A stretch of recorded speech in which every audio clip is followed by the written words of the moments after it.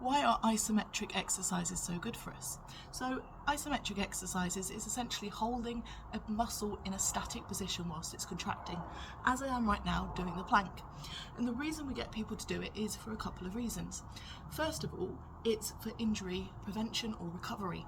So when we do isometric exercises, we are activating muscles without putting too much load or vulnerability on joints. So say you've got a shoulder pain, for example, and you push out against your hand to resist for 5, 10, 15 seconds, we are still building a bit of muscle activation, but we're not putting pressure on the joint to make it painful.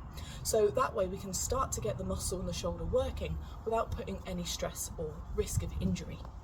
The second reason is it's also for pain relief.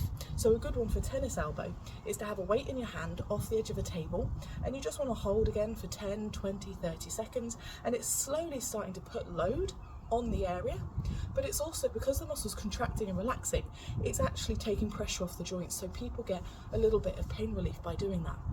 And then finally, one of the big reasons, particularly for things like your planks, is it helps build stability to said joints. So because all the muscles are contracting together, they are protecting that joint. So things like planks, side planks, squat holds, we are essentially protecting that area and getting it to stabilize and get all the muscles to hold it.